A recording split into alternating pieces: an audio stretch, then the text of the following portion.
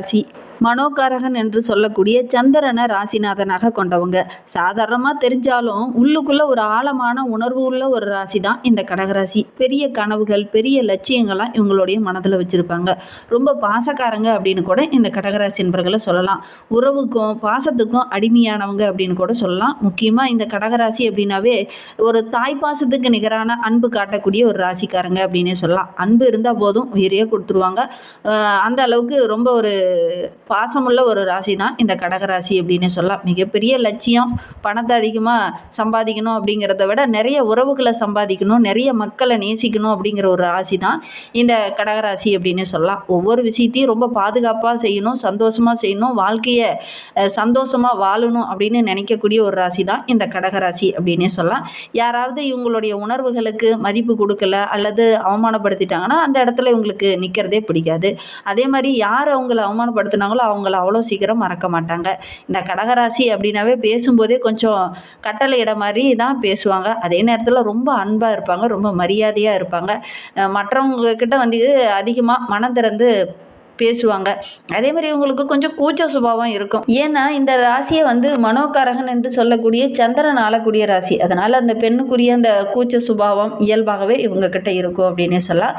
இந்த ராசிக்காரங்களுடைய இந்த ராசி சின்னம் பார்த்திங்கன்னா நண்டு எப்படி தனக்கு ஒரு முக்கியமான ஆபத்து வருதோ அல்லது ஒரு பிரச்சனை வருது அப்படின்னா தனக்குள்ளேயே தன்னை அடக்கிக்குதோ, அது மாதிரி தான் பெரும்பாலும் இந்த கடகராசி என்பர்கள் தன்னுடைய உணர்வுகளை தனக்குள்ளேயே அடக்கிக்குவாங்க. வெளியில் வந்து அதிகமாக மற்ற நபர்கிட்ட பகிர்ந்துக்க மாட்டாங்க. ஒரு சில விஷயங்களை பார்க்கும்போது இந்த கடகராசி என்பர்கள் எப்பவுமே அவங்களுடைய மனதில் இருக்கக்கூடிய வார்த்தைகளை வெளிப்படுத்தும் போது நாக்கு ரீதியாக வெளிப்படுத்தாமல் உள்ள இதயத்திலேருந்து தான் வெளிப்படுத்துவாங்க. அது இதயத்திலேருந்து பேசுகிற பேச்சுக்கு இவங்க மதிப்பும் கொடுப்பாங்க இந்த கடகராசி என்பர்கள் அப்படின்னே சொல்லலாம். வெளியில் ரொம்ப வலிமையான நபராக தெரிந்தாலும் கூட உள்ளுக்குள்ள ஒரு சில காயங்கள் இவங்களுடைய மனதில் இருக்கும் அப்படின்னே சொல்லலாம். குடும்பத்தை உயர்த்துறதுக்காக கடுமையாக சின்ன வயசுலேருந்தே கொஞ்சம் போராடுவாங்க. ரொம்ப அமைதியாக தான் இருப்பாங்க. இவங்களை ஒரு தியாகிகள் அப்படின்னு கூட சொல்லலாம். ஏன்னா குடும்பத்துக்காக அதிகம் உழைச்சிக்கிட்டே இருப்பாங்க இந்த கடகராசி என்பர்கள் அப்படின்னே சொல்லலாம். ஒருத்தர் மேலே நம்பிக்கை வச்சுட்டாங்க அப்படின்னா அவங்கள எப்பவுமே தன்னுடைய மனதில் வந்து ஓரமாக வச்சுட்டே இருப்பாங்க. ரொம்ப நாள் கூட அவங்கள மறக்க மாட்டாங்க.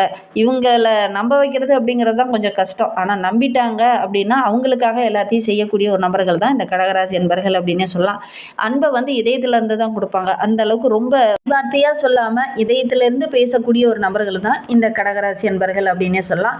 அறிவாற்றலால் வெல்லக்கூடிய ஒரு ராசி தான் இந்த கடகராசி அப்படின்னே சொல்லலாம். உண்மையான பாசம் வச்சுருப்பாங்க. எல்லாருக்கிட்டையும் பேசுறது பழகிறது இது எல்லாமே உண்மையாக நேசிக்கக்கூடிய ஒரு நபர்களாக இந்த கடகராசி என்பர்கள் இருப்பாங்க அப்படின்னே சொல்லலாம். இவங்களுக்கு இந்த ஆணி மாதத்தில் ஒரு சில மாற்றங்கள் நிகழும். அது என்ன மாற்றம்? சாதகமான மாற்றமா, பாதகமான மாற்றமா, தொழில் ரீதியாவா, வியாபார ரீதியாவா, கிரக அமைப்புகள் ரீதியாவா அப்படிங்கிறத தொடர்ந்து இந்த வீடியோவில் விளக்கமாக சொல்லியிருக்கோம். நிச்சயமாக நல்ல ஒரு யூஸ்ஃபுல்லான வீடியோவாக தான் இந்த வீடியோ உங்களுக்கு இருக்கும். அதனால் வீடியோவை கடைசி வரைக்கும் பாருங்கள். நீங்கள் இப்போ தான் ஃபஸ்ட் டைமாக நம்ம சேனலை பார்க்குறதா இருந்தால் நம்ம சேனலை சப்ஸ்கிரைப் பண்ணிவிட்டு கூடவே இருக்கிற பெல் ஐக்கானையும் கிளிக் பண்ணிக்கோங்க. அப்போ தான் நாங்கள் போடுற ஒவ்வொரு வீடியோவுமே உங்களுக்கு நோட்டிஃபிகேஷனாக வரும்.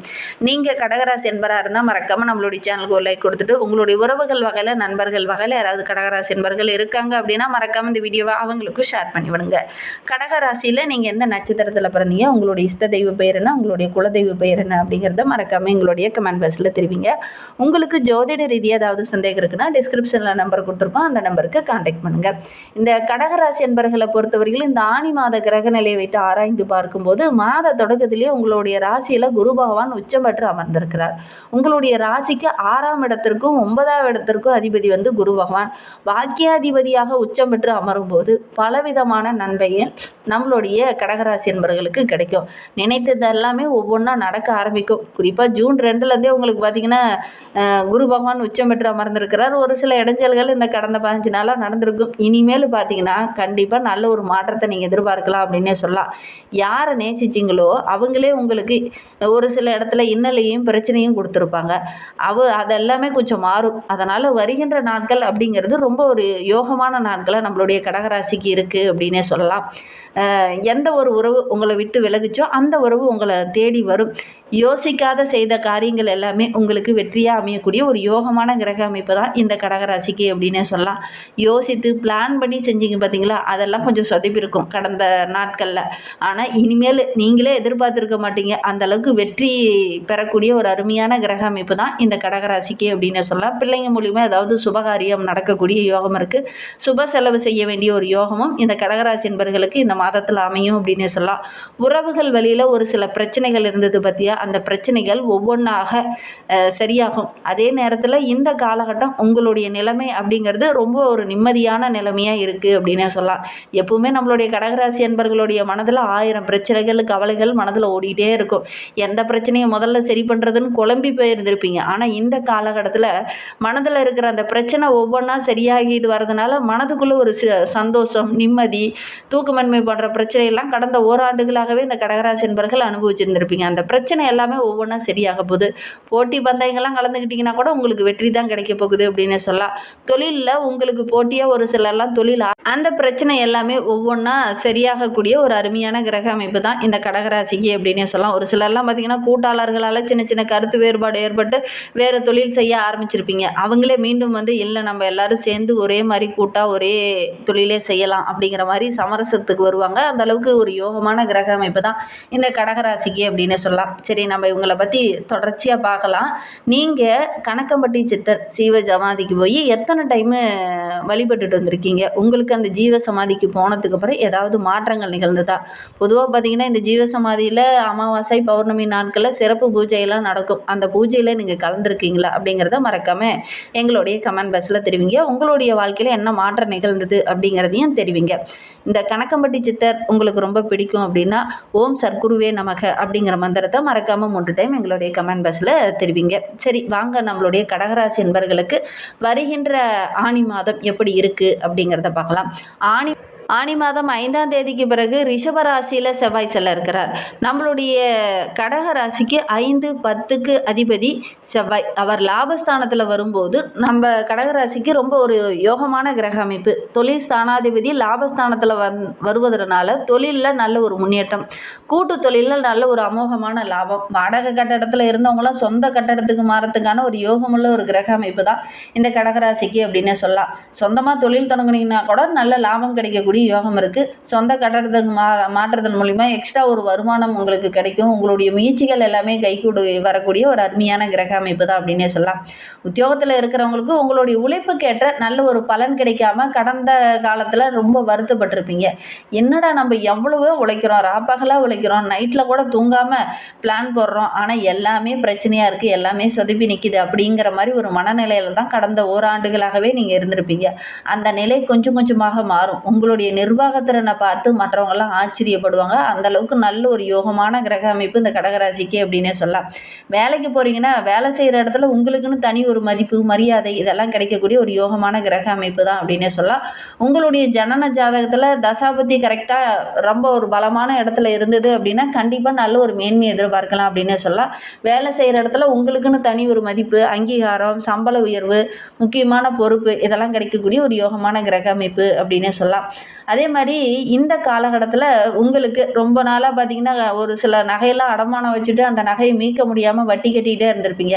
அந்த வங்கியில் வட்டி கட்டிட்டு இருந்தீங்க பார்த்தீங்களா, அந்த நகையெல்லாம் மீட்கக்கூடிய ஒரு அமைப்பு தான் இந்த கடகராசிக்கு அப்படின்னே சொல்லலாம். அதே மாதிரி ஒரு சிலர்லாம் ரியல் எஸ்டேட் பிஸ்னஸ் பண்ணிகிட்டு இருப்பீங்க. அவங்களுக்கு நல்ல ஒரு லாபகரமான மாதமாக இந்த ஆனி மாதம் உங்களுக்கு அமைந்திருக்கு அப்படின்னே சொல்லலாம். கடகராசிக்கு சுக்கிரன் ஆனி மாதம் 21ஆம் தேதியில் சிம்ம ராசிக்கு செல்ல இருக்கிறார். நம்மளுடைய கடகராசிக்கு 1, 11 அந்த இடத்திற்கு அதிபதி சுக்கிரன். அவர் குடும்பஸ்தானத்தில் வரும்போது குடும்ப ஒற்றுமை அதிகமாகும். இதனால் வரையிலும் குடும்பத்துக்குள்ளே சின்ன சின்ன சலசலப்பு, கணவன் மனைவிக்கிடையே சின்ன சின்ன சலசலப்பு, உறவுகளால் ஒரு சில மன வருத்தங்கள், ஒரு சில கஷ்டங்கள்லாம் அனுபவிச்சுட்டு இருந்தீங்க இல்லையா, அது கொஞ்சம் மாறும். குடும்பத்துக்குள்ளே நல்ல ஒரு ஒற்றுமையை எதிர்பார்க்கலாம். இல்லத்துக்கு தேவையான ஆடம்பர பொருளெல்லாம் வாங்குவீங்க. பொன் பொருள் வாங்கக்கூடிய யோகம் இருக்குது. ஆடை ஆபரணங்கள் வாங்கக்கூடிய யோகம்லாம் அந்த கடகராசி என்பவர்களுக்கு இந்த ஆனி மாதத்தில் அமையும் அப்படின்னு சொல்லலாம். பிள்ளைங்களுக்கு ரொம்ப நாளாக ஒரு சுப சடங்கு செய்யணும் அப்படின்னு ஆசைப்பட்டுருந்தீங்க பார்த்தீங்களா, அதெல்லாம் வருகின்ற நாட்கள்லாம் நடக்கக்கூடிய யோகம் இருக்குது. அது ஆணாக இருந்தாலும் சரி, பெண்ணாக இருந்தாலும் சரி, இது வரன் தேடுறீங்க, இந்த காலகட்டத்தில் முயற்சி பண்ணுங்கள். நல்ல ஒரு வரன் அமையக்கூடிய யோகம் இருக்குது. பிள்ளைங்களுடைய திருமணத்தை முன்னாடி நின்று நடத்துறதுக்கான யோகம் இந்த கடகராசி என்பவர்களுக்கு உங்களுக்கு இந்த காலகட்டத்தில் அமையும். சீர்வரிசையெல்லாம் பார்த்து பார்த்து ஒவ்வொன்றா வாங்குவீங்க. அது உங்களுக்கு ரொம்ப மகிழ்ச்சிகரமாக இருக்கும் அப்படின்னே சொல்லலாம். ஆனி மாதம் 31ஆம் தேதியிலிருந்து மீனராசியில் சனி பகவான் வக்கரகம் பெற்று அமர்ந்திருக்கு. கடகராசிக்கு பார்த்தீங்கன்னா 7, 8க்கு அதிபதியானவர் சனி பகவான் குருவோடைய பார்வையின் மீது பதிவதனால வக்கரக காலத்தில் பெருசாக பாதிப்பு எதுவும் நம்மளுடைய கடகராசி என்பவர்களுக்கு ஏற்படாது. அதே சமயம் எதிரிகளுடைய தொல்லை இந்த காலகட்டத்தில் கொஞ்சம் கொஞ்சமாக விலக ஆரம்பிக்கும். எதையுமே திட்டமிட்டு செயல்பட்டீங்கன்னா ஓரளவுக்கு சாதகமான பலனை எதிர்பார்க்கலாம். குடும்ப ரகசியங்களை வெளிநபர்கிட்ட அதிகம் சொல்லாதீங்க. அதே மாதிரி தொழில் ரகசியங்களையும் வெளிநபர்கிட்ட அதிகம் சொல்ல வேண்டாம். பண நெருக்கடிகள் கொஞ்சம் வரும். கொஞ்சம் கவனமாக திட்டமிட்டு செலவு செஞ்சிங்கன்னா பெருசாக பாதிப்பு எதுவும் ஏற்படாது. சனியோடைய பார்வை உங்களுடைய ராசிக்கு 3, 6, 11 ஆகிய இடத்துல பதிகிறதுனால நல்ல ஒரு முன்னேற்றமான பாதை அப்படின்னாலும் கூட சின்ன சின்ன இடையூறுகள் வரும் அப்படின்னே சொல்லலாம். முக்கிய புள்ளிகள் உங்களுக்கு ஒத்துழைக்காமல் சின்ன சின்ன தடைகளை போடுவாங்க, சின்ன சின்ன பிரச்சனைகளை பண்ணுவாங்க. அதனால் கொஞ்சம் கவனமாக இருக்கிறது உங்களுக்கு நல்லது அப்படின்னு சொல்லலாம். பேசும்போது வார்த்தையில் கொஞ்சம் நிதானத்தை கடைபிடிங்க. உடன்பிறப்புகளால் ஒரு சில இன்னல்கள் வரத்துக்கான ஒரு சூழ்நிலை இருக்குது. அதனால் கொஞ்சம் அனுசரணையாக போகிறது உங்களுக்கு நல்லது.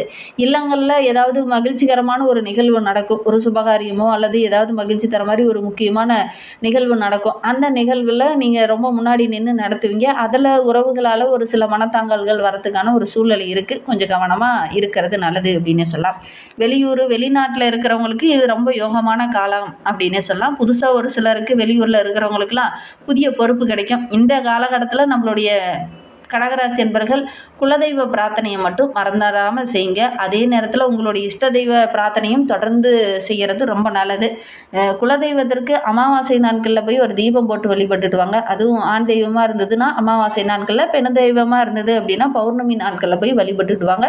நீங்கள் எடுக்கிற காரியங்கள் எல்லாமே நினைத்தபடி கரெக்டாக அமையும். நம்பிக்கையோடு இதை மட்டும் செஞ்சு பாருங்கள்.